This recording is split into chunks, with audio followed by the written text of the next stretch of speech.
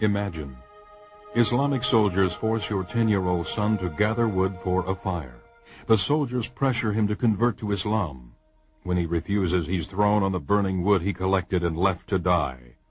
They told me I would be released if I became a Muslim. I told them that was not possible. I am a Christian, so they threw me on the fire.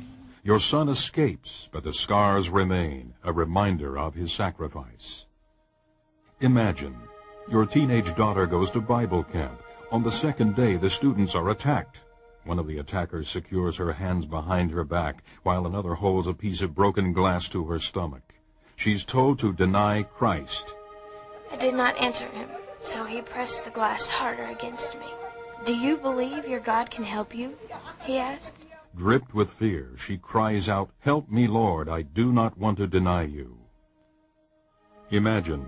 Your pastor has refused to register his church with the government. During the service, he's dragged from the church and beaten by the local police.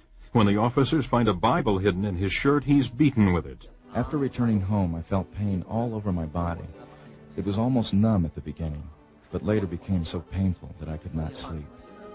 It is the 5th time he's been arrested. If he's caught again, the police say they will kill him. Every day, thousands of Christians are persecuted for their faith. Hundreds are martyred, about 1 every 3 minutes. They're not heroes or statistics, they're family. In over 40 nations around the globe, our family is assaulted for their testimony of Jesus Christ. In most instances, the persecution could have been averted if they had simply denied Christ. But they didn't, and they won't. In Sudan, an Islamic army set on jihad, or holy war, has systematically targeted Christians. Death and suffering can be seen throughout the countryside. Countless Christians are being displaced within their own country. Fleeing from persecution, they've lost everything, often arriving at refugee camps with nothing more than the clothes on their backs. In spite of heavy persecution, the church in Sudan continues growing at astonishing rates. Many of the believers bear the scars of their faith, but they also bear a testimony to God's faithfulness. Over 500 churches have been destroyed in Indonesia. On the island of Ambon, Christians have been massacred in a so-called religious cleansing by radical Muslims.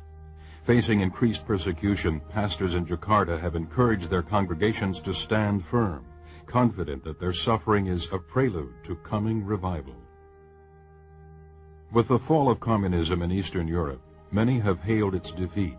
But Christians in North Korea, Vietnam, Laos, or China would disagree. Hmong villagers have been imprisoned in Vietnam and Laos after converting to Christianity. Some have had boiling water poured down their throats for simply possessing a Bible in their own language.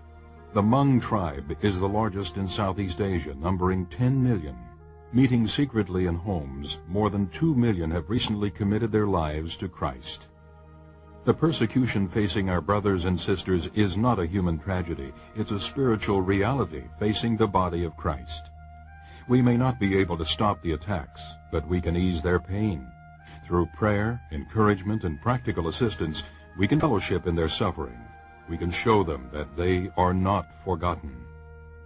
It's hard to ignore their pain after you hear their cries. Benar-benar kita semua teriak, Tuhan tolong, Tuhan tolong